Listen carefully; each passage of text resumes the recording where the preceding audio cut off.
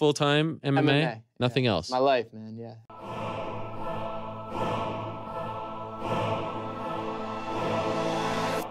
Back to the daily grind. Thanks for checking out the channel. Make sure to hit subscribe if you're new and hit thumbs up if you're not a baby back bagel biting bitch boy, cause you know what time it is. It's full time.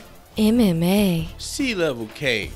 You motherfucking came in the comments like 10 times. Hey, full time. I got something important to say. Full time. I got something important to say. Copy and pasted that shit about times. And ever since then, you ain't said one fucking word about what it is. You ain't emailed me. And I'm trying to get another full-time family call on deck. That shit was pretty dope on Skype. It's fucking cool to be able to record a call with the full-time family and actually be able to hear it. So with that being said, even though we still got some kinks to work out, with that being said, let's get to Dana White coming out, and he's continuing to say what, he's repeating what he said. Now, you know how that goes when Dana White says what's next. It doesn't always come true. But he's being pretty persistent here. He's talking about Conor McGregor's next fight and where it's going to be. And he's saying it's going to be Tony Ferguson, and it's most likely going to be December 30th. And he's continuing to say the Nate Diaz fight is just a rumor. He said, no, that's not true. It's not true. It has literally not even been talked about. Now, that part kind of sounds not true a little bit when he says it hasn't been talked about. You're going to tell me the Nate Diaz fight hasn't been talked about? That's insane. I mean, I can't believe that part. So, I mean, then he did say when he was talking about the location, though, he said Croke Park sounds great, but it's probably going to be Tony Ferguson in Las Vegas. But we do want to do Croke Park. The reason we haven't done Croke Park with Conor is because we can't get it done over there. They have a curfew and what time you got to be out of there and noise ordinances. So if they're going to go fight in Croke Park, it's not going to be probably Conor McGregor's next fight. December 30th, UFC 219 is my guess, and it's more and more every day. It's looking like it's going to be Tony Ferguson versus Conor McGregor. I mean, on the first full-time family call, me and Barry Walters were talking about it yesterday. I mean, it seems like there's a lot of things that have seems like the UFC's putting pressure on Nate Diaz a little bit. But at this point, man, I'm starting to think it's going to be Tony Ferguson getting this fight, and that's a fucking great thing. Because if Nate Diaz was to get the Conor McGregor fight, and win or lose, I mean, we've seen how hard it is to get Nate back in the cage since the last Conor fight. So if he wins, what, does he become the champion? I mean, is he going to take the same approach, like, set his, oh, you guys want me to defend the title? Well, I know you guys need me, so I want 30 million to defend the title, even if it's not versus Conor McGregor. You know what I'm saying? So the UFC's not going to cave into Nate Diaz's demands. That's what it's been looking like. But Dana White's saying they haven't even discussed it. And the plus side about Tony Ferguson fighting Conor McGregor, which is what it does make, I mean, it does, people, a lot of people are under the impression Nate Diaz is the best fight for the UFC to make because it's the biggest money fight. Well, that is true. If you're talking about one pay-per-view, one day, that's probably the biggest thing you can do.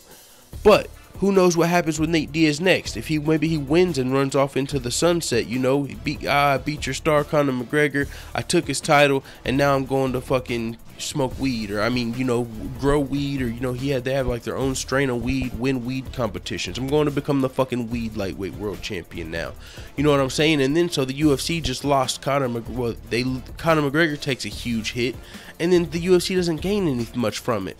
Meanwhile, Tony Ferguson, one of the most active fighters, a fighter that, what did he say? Man, I loved the line that he said. He said, I'm bringing humbleness back to this. And that's kind of dope. Even that's where it came from. But a lot of guys are taking humbleness out of the game.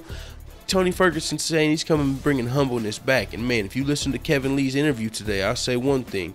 Even though it's good to see, so he's definitely more humble, I'll tell you that much. That motherfucker learned a lot from that Tony Ferguson fight. Man, you could just almost hear in the background that little bitch, be humble, little bitch, sit down. You know what I'm saying? Like, man, that should be Tony Ferguson's walkout music. Fucking be humble. Holy, humble somebody quick.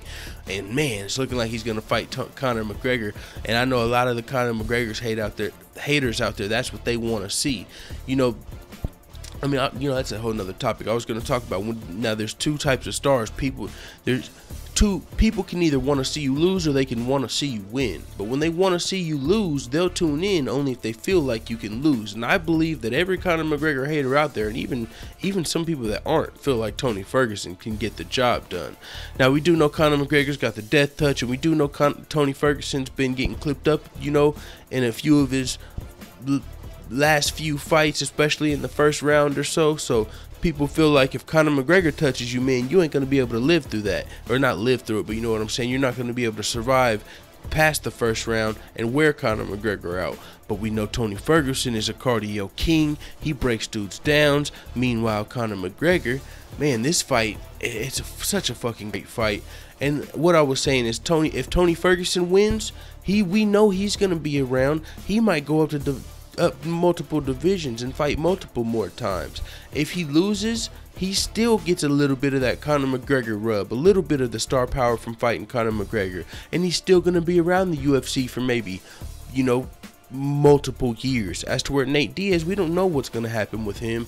I mean, he hasn't even wanted to fight for an interim title while he waited for Conor McGregor to come back, or while he was in race season or whatever. But shit, it's interim title season. Fuck race season. What are you talking about? Whenever you got an opportunity to fight for an interim title and the winner of the interim title fights Conor McGregor, it seems like you're going to jump on that opportunity.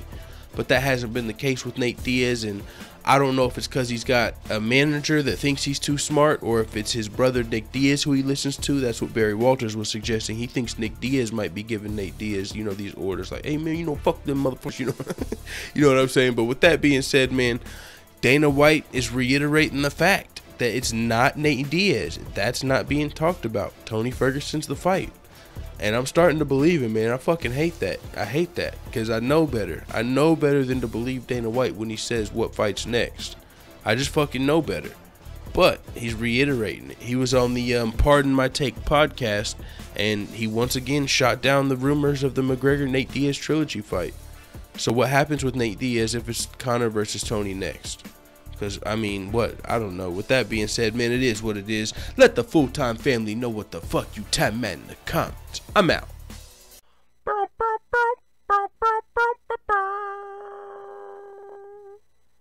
The dudes that hate on the full-time family are the type of dudes to get nudes and then send them back photoshopped with clothes. Shout out MMA Talk. Bye, Felicia.